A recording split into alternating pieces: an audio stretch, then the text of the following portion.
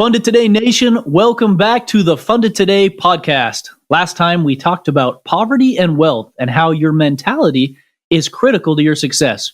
We also talked about how capital is much more than just financial capital. That episode was a deep one. So if you missed it, I think you are absolutely going to love it. Go check it out. Now today, we're breaking out our secret weapon. There's even a bit of some water cooler talk going on here at Funded Today that this guy is the crowd whisperer. If there's anyone in the entire crowdfunding universe who has an eye for a great product and how to create one yourself, it's this man, our very own Director of Client Specialists at Funded Today, Mr. Curtis Child. The Funded Today podcast is hosted by world-renowned entrepreneurs and business experts Thomas Alvord and Zach Smith. To get help with your next big business idea or to take your business to the next level, go to fundedtoday.com. Welcome back. I am Zach Smith. And I'm Thomas Alvord. And in our last episode, we talked about how some mindset shifts regarding poverty and wealth can make all of the difference. That episode might have been one of my very favorites of our show so far. Check it out, rate us, leave a comment or two on our website. Tell us what you thought of it and what you think of our podcast so far. We'd really appreciate it. And every 5-star review helps us spread the tips, tactics, and techniques we've personally used to make a lot of money and create great lives for ourselves, along with the others that we've helped. Now today is a very special one. We've got the Director of Client Specialists of Funded Today, Mr. Curtis Child, on with us. He's got an eye for knowing which new ideas are going to win and which are going to lose. If you're an investor and you want to make sure you're making the right bets, or if you're a new business owner with multiple ideas and you don't know which, if any, you should pursue, today's episode is for you. So, Curtis, welcome to the show. Hey, thanks for having me, guys. Before we get started, how did you affectionately get the nickname and the somewhat even revered status at Funded Today as the Crowd Whisperer? I'm not really sure, to be honest with you. I guess that came from you guys and the members of the Funded Today team. So it's an honor to be called that, even though I don't know if I consider myself that. So I would say that back when Funded Today first started, we were not getting that many inbound leads as a company. This was 4 years ago, give or take a few months. And every project that we closed needed to come from outreach to new clients that were on Kickstarter. And there were 6,000 live projects to choose from.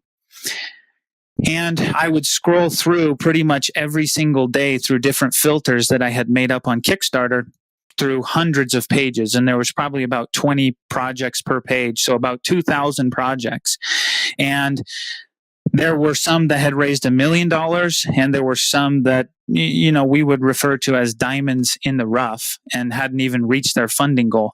But there were projects that all had some sort of like common denominator as to these would be successful. And they had what I would refer to as the it factor. Some of those that had raised over $1 million that I chose to reach out to were the Bauback's travel jacket, or the meter meat thermometer, or filled skillet. And then those ones obviously had already proven themselves to be great projects. They just needed a little bit of gasoline poured on the fire. And that's what we were able to do. But there were the other projects that I referred to earlier as diamonds in the rough. And these were projects that may not have even raised their goal or had raised $0 prior to bringing us on, like Spine Gym, who ended up raising $400,000, and then another $1 million on Indiegogo, and Trackline Belt. And another interesting one that I picked out was the Filippo Loretti watch, which now is pretty much the gold standard for watches and marketing campaign on Kickstarter. But at the time when we picked them out, they were a diamond in the rough. When you talk with people, Curtis, you talk with how many creators every day, would you say? New creators? I would say around 10 to 20 different creators each day. Okay. And how many of those people say, hey, my project's going to kill it, I'm going to make $1 million? Oh man, that I laugh because it's very common. Everybody thinks they have the next $1 million idea, and I think it's a good mindset to have. But probably 50% of people think that their product can do $1 million in sales while they're on crowdfunding. You laugh because I think just based off of statistics, they're not all going to raise $1 million. But do you have an eye for, hey, what's going to work, what's not going to work? What do you look for? Yeah, it's crazy. The statistics would say that, less than a percent, a fraction of a percent will raise $1 million, and that's what we've seen. But there definitely are things that set you up for a chance to succeed. And without doing those things, you basically have a 0% chance of raising $1 million. Doing those things, putting together a product, putting these things on your page, then you'll have a chance to raise that money. So yeah, I would say that we definitely have, and I personally have, a good eye for what you need to reach that level of success.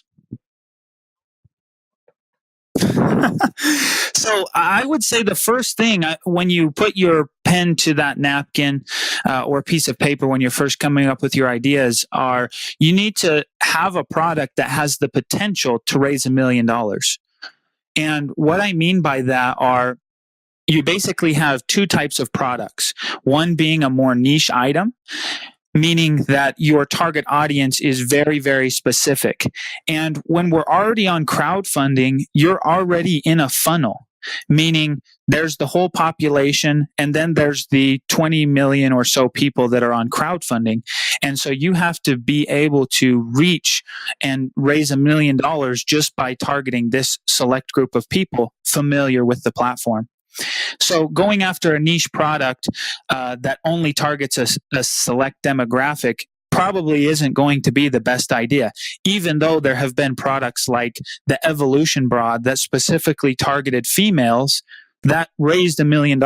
So it's not impossible, it's just more difficult. So it's kind of like our formula then, Curtis. Ubiquity plus innovative techie equals huge chance for success. The more ubiquitous you can go while still having that innovative techie element, the better?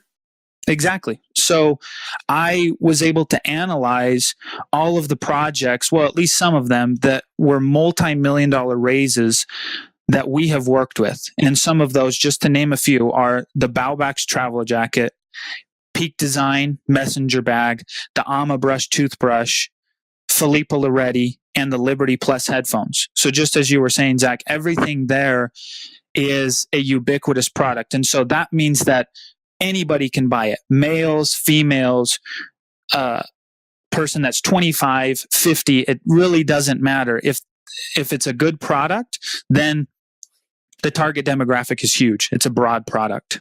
Everybody travels, they could use a jacket. Everybody needs a messenger bag to carry their laptop. Everybody brushes their teeth, Alma Brush is good. Everybody can wear a watch, and everybody needs a good pair of kitchen knives, good set of kitchen knives. Exactly. Yep. We've talked a lot about ubiquity then, and it seems like it's almost a must to raise $1 million. You almost need to go as broad, as ubiquitous as you can. Tell me a little bit about the inverse of that, though. Niche products, Curtis. Niche products, like I said, can raise $1 million. You just can't go too niche because the funnel is already created. When you choose to launch a Kickstarter project, you're no longer on e-commerce. You're no longer targeting everybody in the world. Your conversion rate is going to be much, much higher if you're targeting people familiar with crowdfunding. And as I've been in this space, the more I tell people about what I do, the more I realize how few people know what Kickstarter, what Indiegogo actually is. And so the likelihood they're going to know what a backer is, what a pledge is, when they get their product is lower. So you need to pick products that they can be niche, but don't pick like a drone bag for a specific model of drones. If you're going to do that, then make your product available for all drones or a multitude of models for drones, and don't just limit yourself down to one specific product. That's part of the reasons why we started this podcast. We noticed the same thing. Because we eat, sleep, and breathe rewards-based crowdfunding, it's easy for us to think, oh, everybody knows about this. This is crowdfunding. This is the new thing. But in reality, it's actually a very, very small marketplace. And if you're trying to raise money on rewards-based crowdfunding, Kickstarter and Indiegogo, you better be as broad and ubiquitous as you can. Or if you are going to be niche, at least make that niche apply to as many people within that subset as you possibly can if you want to raise the big money. Does that about sum it up, Curtis? I would say you're spot on with that. Okay, Yeah. perfect. All right, now I want to kind of change gears just for a second. I want to talk about our second topic for today, and that is about picking a product for crowdfunding. I think a lot of people say, well, maybe I've got a couple of ideas. Maybe I've got this one idea. Or what about for our investors who listen to this podcast? How do they know which product they should throw some money at? How do they pick a product for crowdfunding, Curtis? To start off, picking a product for crowdfunding, you have to be invested in what is crowdfunding. So do not launch a product on crowdfunding if you've never backed a product. Go back a product for $1, $5, learn about the process. Look at 5, 10, 20 different products and then see what these products have, because it isn't e-commerce. Again, it's very, very different. And Curtis, I have never even thought to tell new creators that. I just assume people know. Is there a reason you recommend that? Have you found people launch a campaign and they don't even know what they're talking about or what's happening, or why that recommendation? Well, yeah, if you haven't been down the road that you're telling people or wanting people to go down for you, then how are you going to be able to ask somebody to do that when you haven't done it yourself? It's pretty much the golden rule, but in business, right? Go back a campaign if you're wanting thousands of people to back your own campaign. It creates credibility. And again, it creates the notion that you're part of this community, which is crowdfunding. You're willing to support others, so you want others' support. Yeah, I like that a lot. Now, Curtis, going down memory lane, and perhaps this is where you finally solidified that crowd whisperer status. Tell me about that story with Sylvan Sheets and what realization you had. We were sitting at your house. What we had done was, we always have ideas. And I think it's very common for everybody to have ideas. Acting on those ideas is the hardest part. But we were running the Sylvan Sheets campaign, which is basically a bed sheet, a very ubiquitous product that took a techie cool aspect of weaving in some silver threads for antimicrobial purposes. And I said, wow, that's a really good idea. Nobody likes to wash their bed sheets. And then the next thing you know, I'm in the bathroom, I use a towel, and I said, why can't you use a towel? Why can't you infuse silver into a towel? Nobody washes their towels as much as they should. They stink, they get musty. And so I said, wow, the next person that does this towel, I wish it were me, but I didn't act on it. We run Onsen Towel several months later, and they did the exact same thing. They take a towel, which is a ubiquitous product. They infuse silver. They do a waffle weave type texture, and they raise over $800,000. And I'm sure they're doing very, very well on Amazon and other website sales right now. And I think you've just hinted on one of our favorite strategies. I think Steve Jobs said this, and before him, it was probably somebody even else. Good artist still, great artist copy. Emulate success. We've talked about that a ton on this podcast. So you look at something like the Sylvan Sheets and you say, how can this technology apply to something else that's ubiquitous? And then you do that time and time again with all of these other different products. And that's exactly what Curtis did. Didn't execute. We talk about that quite a bit, but somebody did. And Onsen Towel came about, raised over $1 million when you combine with Indiegogo and their e-commerce sales. And Zach, I think you had that quote wrong. No, did I? It's great artists, good artists copy great artists still. Oh, yes. Sorry. Yes, you're right. Don't worry. I don't think he means he's ripping people off or stealing copyrights or anything like that. Onsen didn't do that. Onsen simply looked at the technology that was available. They saw it was very successful. They followed the Funded Today formula, ubiquity plus innovative tech gives you a huge chance for success, and they build Onsen. So, Curtis, tell us about that. I mean, new spins on common items. It's very, very common. It's hard to do, and it's even harder to execute. Onsen did it well. Sylvan did it. There's several examples. For example, there's common items such as travel pillows. And travel pillows and travel products are very, very common on crowdfunding. What we look at is there's been a few that have innovated the game and changed the design, the look, the feel of travel pillows. Bull Rest, Face Cradle, and Woolip took a product that sells millions of units every year in airports, online, etc., and they changed the way that it looks, and they launched a crowdfunding campaign, a new twist on a very, very common item. And we already referenced AmaBrush earlier that raised about $3 million. Everybody brushes their teeth. So what is something that I can do with this toothbrush to make it more innovative and techy? And the big players in the space, the Philips, the Sonicares, they've taken and made the electric toothbrush. They innovated, they took a tool, techie twist, and they executed on the idea. And AmaBrush did the same thing, but to a new level with something even cooler, even more techy. And that's why they were so successful. So you have a saying that I remember you told to me, and I actually gave it in a presentation when I was speaking in Canada a few years ago. You said it's not always, am I building the better mousetrap? It's, am I building what somebody wants right now? What did you mean by that? Well, I think it goes into people create nicer products that are less expensive and that perform better than your competitor all the time. But the execution comes into play and timing comes into play. Meaning, if you look at, and we'll continue to use the AmaBrush example because it's, what we've been discussing, but AmaBrush launched a $3 million campaign and people went and they tried to copy the idea without really innovating the idea. And so you look at campaigns like Unico, UFundBrush, the YBrush are all crowdfunding campaigns that have launched subsequent projects to the AmaBrush, tried to capture that same idea and didn't come anywhere close to it. So the timing of the idea is crucial compared to what your competitors have done and how well they've executed on the idea. We see that from quite a few creators, don't we? Hey, give me the Baubax travel jacket. Here's my Baubax travel jacket. Well, what have you done differently? Well, I've got 19 pockets and theirs had 17. Oh, okay.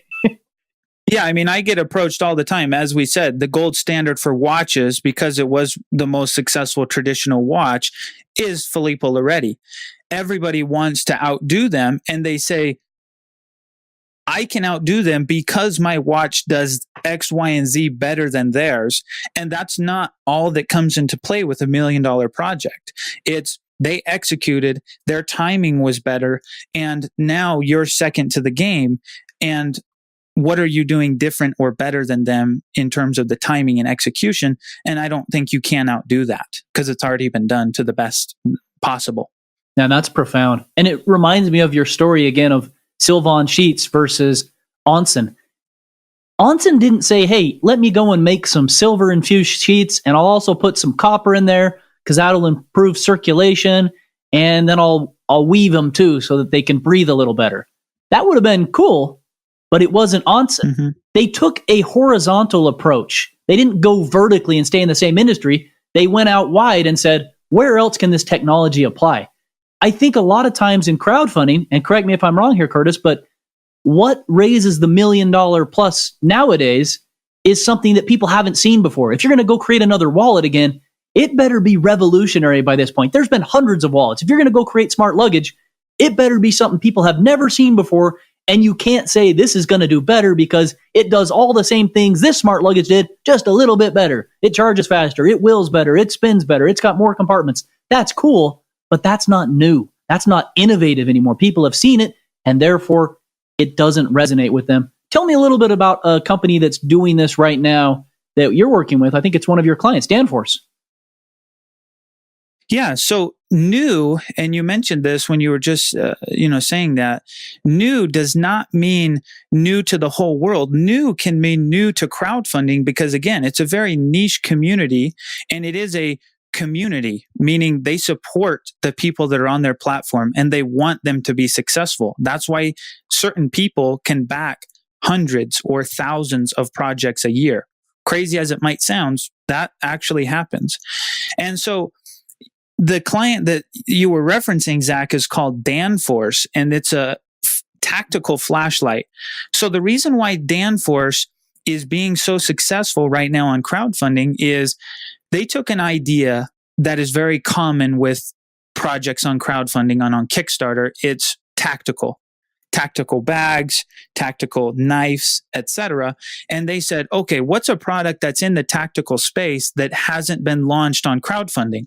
And there's hundreds of options on Amazon right now for tactical flashlights, but tactical flashlights have not been introduced on crowdfunding. And so that's why they've raised six figures, and they'll probably raise close to $500,000 on their campaign by the end of the project. It's because they're introducing something new to crowdfunding, and it's the tactical flashlight that all of the users on Kickstarter are loving. Man, I love that. New to Kickstarter, not new to the world. That is a powerful concept that I don't think I've even internalized until now. What can you bring to the market? It really hits on that P of platform. It really does. The platform matters. And the same product on a different platform might do well and might not do well. And so he might launch this tactical flashlight on Amazon, and maybe he'd have a hard time because there's a lot of other tactical flashlights. But on Kickstarter, in a way, it's first to market on the Kickstarter platform, and he has that advantage, yeah. When you are on Kickstarter, we're sitting here talking about Kickstarter, Indiegogo, rewards-based crowdfunding, because of the conversion rates. This product is converting extremely well. And like Thomas said, if it were to go on Amazon, it might be successful. And long-term, it will, absolutely, because of the success it's had on Kickstarter already. But short-term, the conversion rates that this client, Danforth, is experiencing have been tremendous, have been 5 to 10 times better than they're ever going to see on e-commerce or Amazon, because they are new to Kickstarter. They are new to this niche, super tight community of super backers and others who love to bring new ideas to life, and they just haven't seen this type of a product before. That's powerful. Question for Funded Today users that I want you all to ponder. What can you bring to Kickstarter that might not even be new overall to the whole world, but has not been introduced to Kickstarter yet? And what innovative, techie element can you add to that product? I think that is a powerful thing to ponder so that you can come up with a great idea that will succeed. Expanding a little bit on what Curtis has shared, if you go to Kickstarter or Indiegogo, but on Kickstarter you get a little more data, there's a community tab, and it will show you the number of backers on the campaign where they are first-time backers, and then the number of backers that are repeat backers. And on many campaigns, 80 to 90% of the backers are repeat backers, meaning you are marketing these products and the people backing are predominantly people from the crowdfunding community. And that really helps explain why what Curtis is saying happens. It's because these people, if they've already seen that product and it's been on Kickstarter, they've likely have backed it, or they weren't interested in that type of product. Thomas, you are going to love this. I just decided to look up Danforth just to see if your theory proved true. Check this out. 138 new backers, 1,778 returning backers. Tell me that is not a powerful takeaway here, guys. This means that, I don't know, what is the math on that? About 2,000 backers, 90%, 90%-ish. Don't hold me to my math here. 90% have backed the Kickstarter product before. This is the type of product you want to create, and that's why it's converting so well. Hasn't been introduced to Kickstarter, existed in the marketplace overall, and look at the conversion rates, and look at the amount of returning backers. And that's why we bring on experts like Curtis, because in the process, I'm learning as well. Oh yeah, love that. Curtis, huge share. That's powerful. Huge takeaway. That might be the takeaway of the podcast so far. All right, let's go to topic 3 now, Kurt. When creating your product, it has to have that it factor for presentation. What is this it factor? The it factor plays into how your product actually looks. When somebody has the it factor, it's many times used in spaces like sports. They have the it factor. They're going to be a great athlete later on in their career. You look at young athletes. Well, when your product is being made or produced, does it have the it factor? Can you look at that product and ask yourself, would I use this product myself? Could I see my friends and family buying this product? Am I embarrassed to tell people about this product? Can you compare it to your competitors' products and say, yes, this is a better product? this does accomplish what I was meaning to create.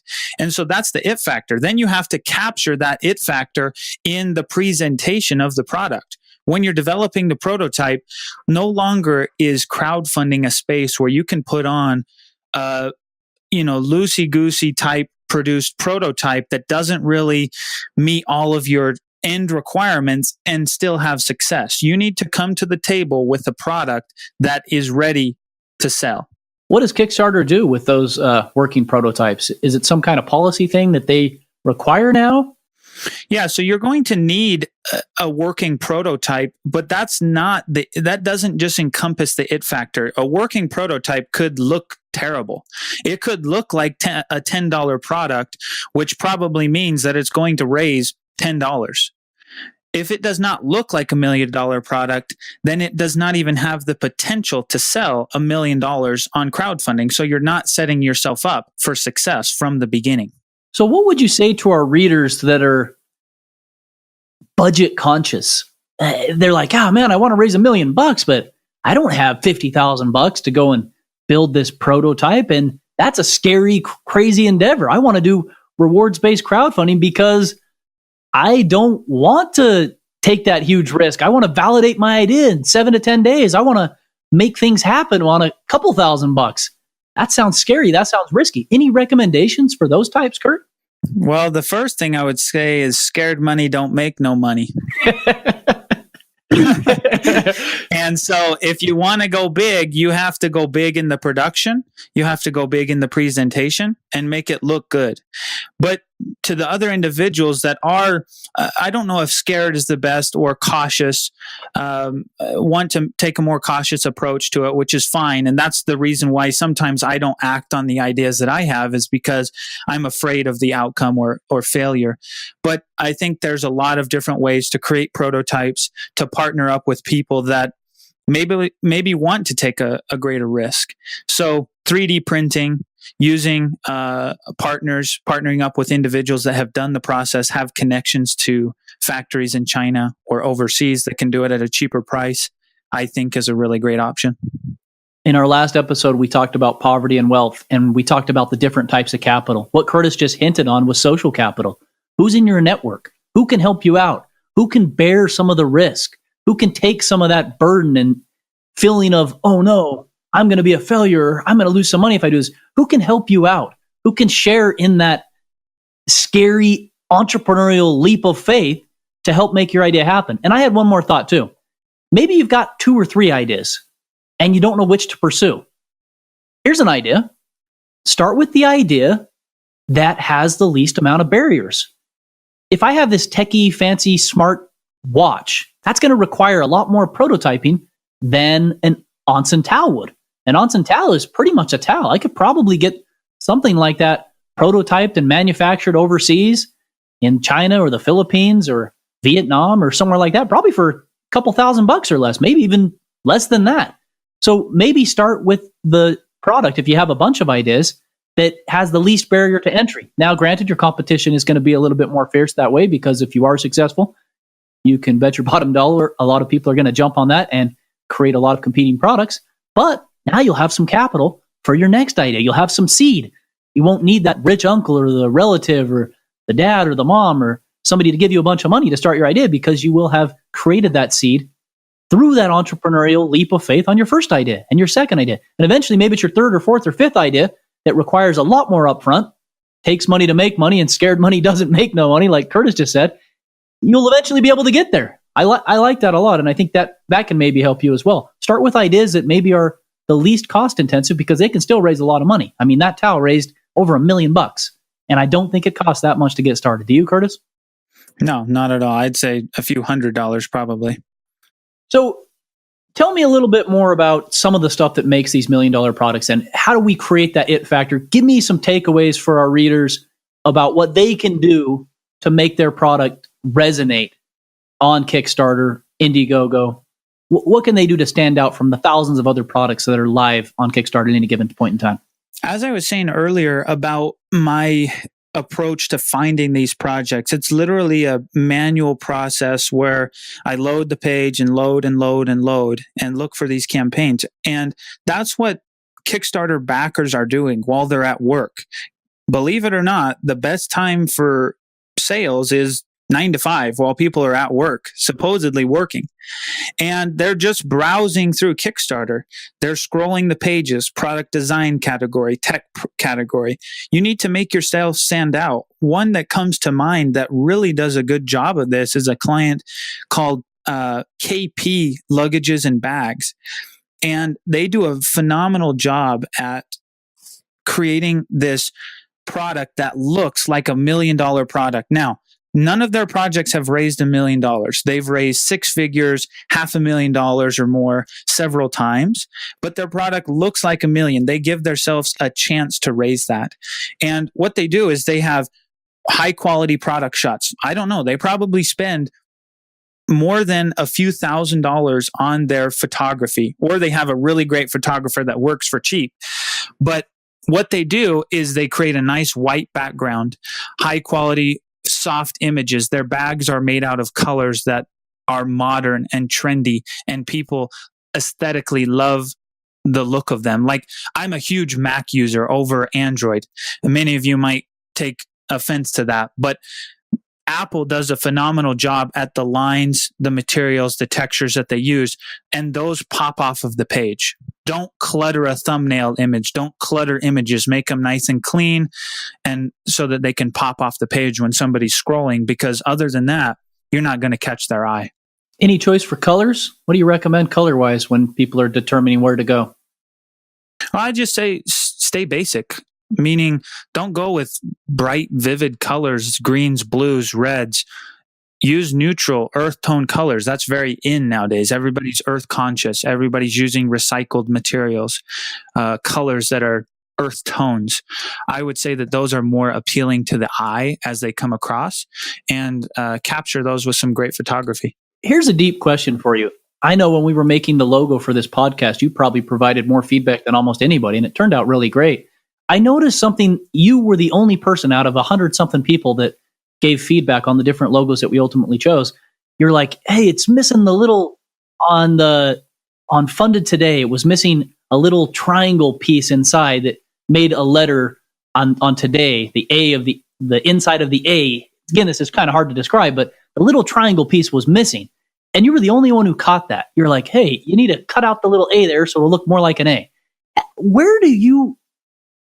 How did you get this meticulous sense of detail to be able to notice things around you so that you could have this eye, so that you could provide this type of feedback and to make these observations? Is that something that you've just been born with, or is it from looking at thousands and thousands of campaigns? Because I swear the first time I ever met you, you kind of had that eye. I wouldn't say it comes from crowdfunding. I say that I'm able to apply it in crowdfunding, and that's what helps me identify these products that are potential huge home runs. But I would say it's just something that is part of me. I don't like clutter. I like clean lines on cars, on phones, on houses.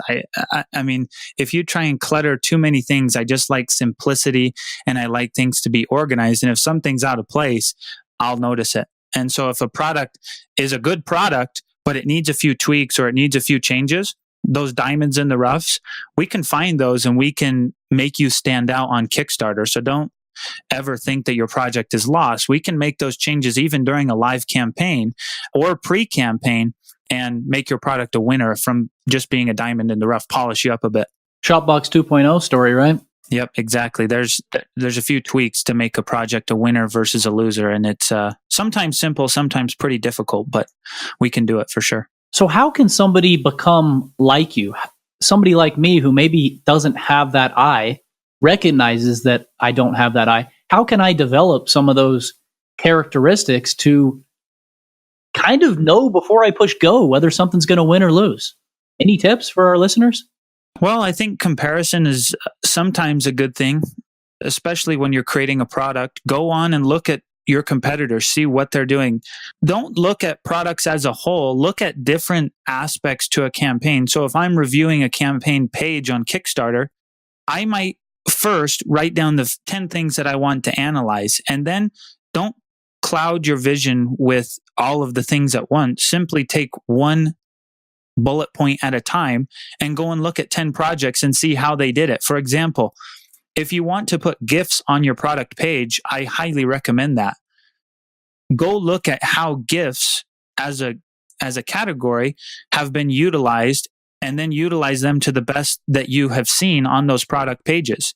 Same thing with text, images, placement of organization on pages. And then with manufacturing products, go look at your competitors, how they did things, how they laid it out, the colors that they used. Each thing, go through it, analyze your competitors step by step. Don't cloud your vision with a million things at once. And I think you'll come out with better products as you slow down and go point by point. Baby steps. I like that. And I think that's another reason why we love Kickstarter, rewards-based crowdfunding. Anytime I say Kickstarter, I'm just referring to that whole broad category. I think that's why we love it so much. It is such an amazing thing to be able to look at hundreds of thousands of people who have done it before and say, okay, I want to create a towel. And then you type in towel and you see the 10 or 20 towels that have launched on Kickstarter. I want to create a wallet. You see the hundreds of wallets. I want to do a smart luggage. You see the hundreds of smart luggage. And then you take those ideas and then you take them horizontally and you create something a little bit different using the same ideas and technology that they used to raise millions. And you can't really do that anywhere else, at least not with the amount of transparency and details and stats like that community tab Thomas was talking about that you can on a, say, a Kickstarter platform, right? Yep, exactly. And I think you can take those new products and become very, very successful with somebody else's idea. You don't have to have the idea from the ground up. Somebody could get you to point B, but you have to take it C, D, and E.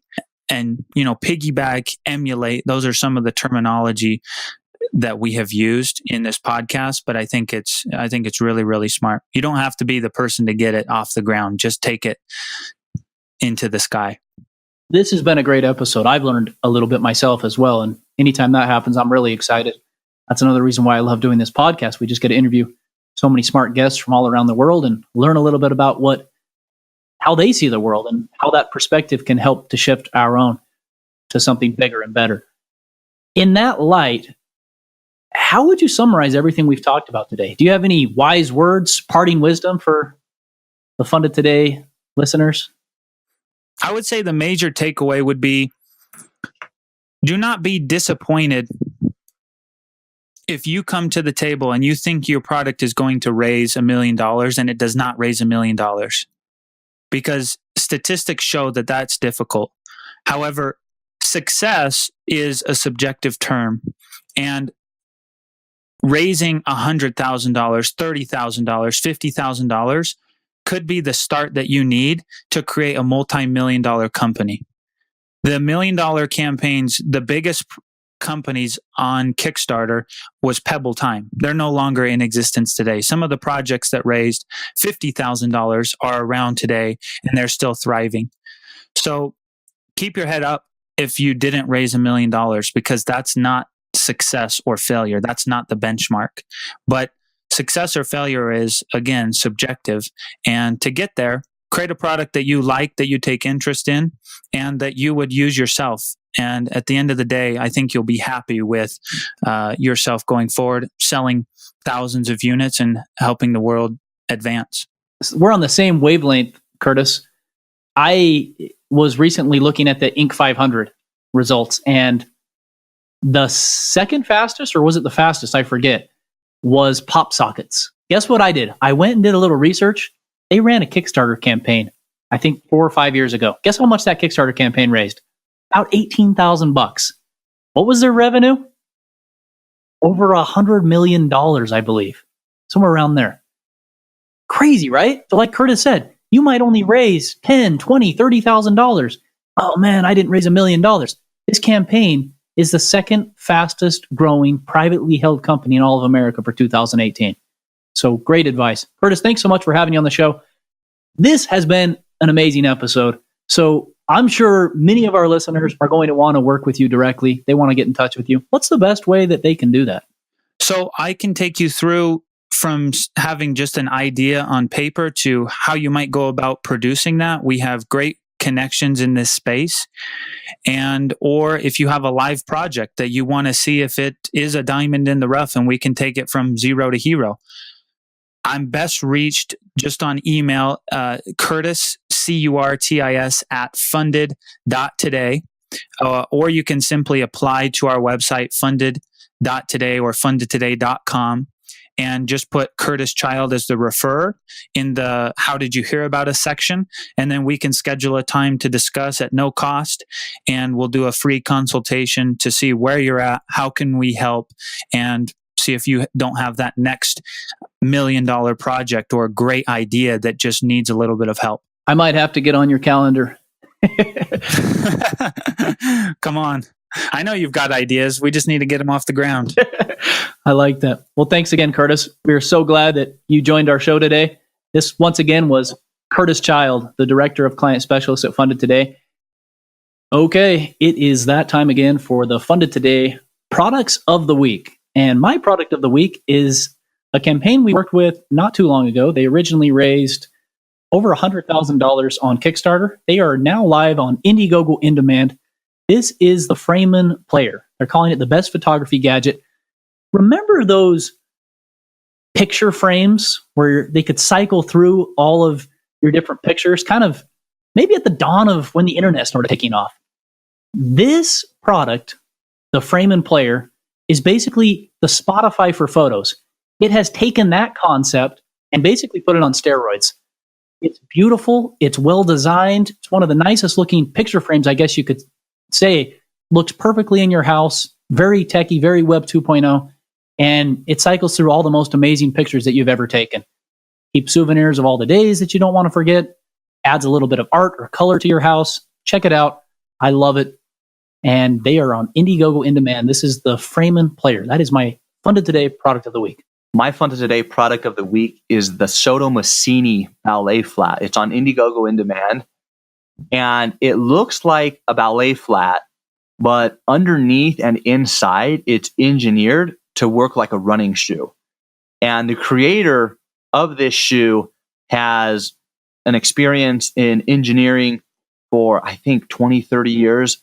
And I believe all of the leather for it is sourced out of Italy. It's a top-notch shoe. Check it out, Sotomassini on Indiegogo in demand. It's a female shoe, by the way, FYI. Okay, Curtis. Now we're gonna put you on the hot seat here one last time, as we like to do with every single one of our guests. What is your Funded Today product of the week? This is one that we just started working with. It's a past client. This is a 2-time creator. It's called the Higher Healer on Indiegogo. It's currently live and doing really well. Basically, if you've ever had foot pain, plantar fasciitis, or just had sore feet after the end of a long workday, you need to buy this product. It reduces inflammation, stretches the plantar fascia ligament, strengthens the smaller muscles, loosens your calf tightness, and gives you a foot massage, all in one product that you can put at the base of your sofa and use on a daily basis. So I recommend this as the product of the week. The crowd whisper at it again. This one's almost raised $100,000. Check it out. And next time, we have a very, very exciting topic. If you liked our poverty and wealth one, I think you're going to love this one. We're going to talk about something that is the single most important factor to determine whether you succeed or fail. You're not going to want to miss it. This one is very exciting and very dear to our heart. A relatively new realization that both Thomas and I have had. And as always, remember, don't wait until tomorrow. Get funded today. Funded Today is the worldwide leader in rewards-based crowdfunding on Kickstarter and Indiegogo. Combined, they have raised over $200 million and counting for thousands of new ideas and inventions worldwide. If you've got an idea for a new product or invention, visit fundedtoday.com to speak with one of their experts.